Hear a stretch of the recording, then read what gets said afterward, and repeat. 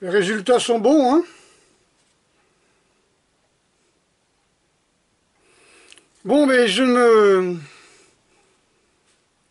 fais le plaisir de vous lire un petit texte qui s'appelle...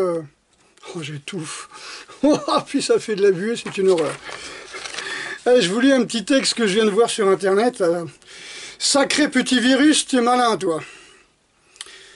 T'es un petit virus sophistiqué. Tu t'attaques aux fêtards dans les clubs, mais pas dans les manifs de 15 000 personnes. Tu t'attaques aux personnes sur les plages ou qui pratiquent un loisir, mais pas aux sans-abri. Ah, il n'y a pas un clodo qui est mort du Covid. Tu peux même t'attaquer à la foire du Midi, mais surtout pas à Walibi ou autre parc d'attractions. Tu choisis même tes plages et tes rues. Dis donc, t'es vraiment malin, toi.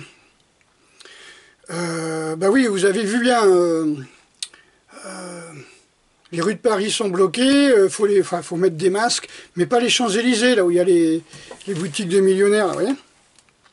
Alors tu t'attaques aux petits commerçants familiaux, mais pas aux multinationales. Tu appauvris les commerces, les salles de spectacle, les prestataires de services et d'autres secteurs d'activité, mais tu quadruples les profits d'Amazon. Tu peux même tuer les grands-parents de 70 ans, et plus, s'ils viennent visiter leurs enfants, mais pas s'ils gardent leurs petits-enfants, pendant que les parents sont au travail. Là, non, là, tu touches pas, surtout pas au papy, quoi.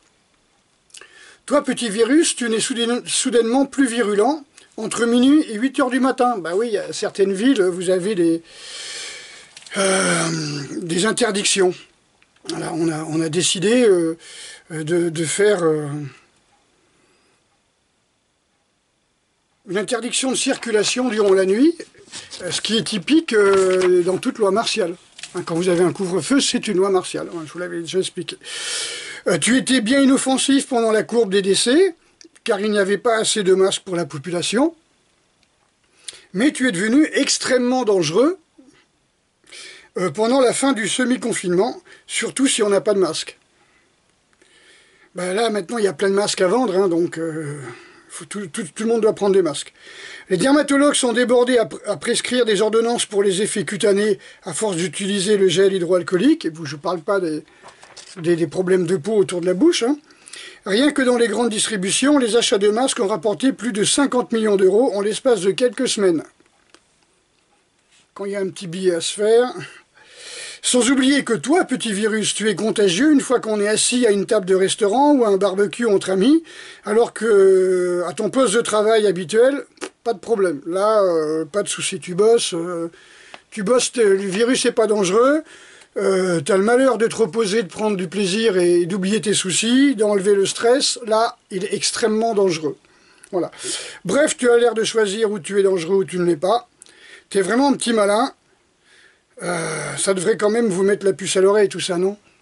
Voilà, donc c'est un petit test, un commentaire qu'on a fait sur une de ma page YouTube. Alors pour ceux qui n'ont pas YouTube, voilà. Ok, donc merci à toutes et à tous pour ce petit intermède. Voilà, je me suis fait un grand plaisir. Hein. Alors, vous voyez, ça fait des années que ça fait 1 an que j'ai commandé des masques au Japon, hein, et j'avais commandé ce t-shirt, là, vous voyez, ce t-shirt médical. Bon, c'est vrai que bon, j'ai pris du muscle entre-temps, sinon ça doit bader un petit peu et faire chemise d'infirmier américain. Allez, j'irai dans les supermarchés comme ça le jour où j'irai dans un supermarché. Allez, à bientôt. Bon, tant qu'il n'y a pas de buée, ça va. Mais allez, au secours, j'étouffe. Allez, à très bientôt.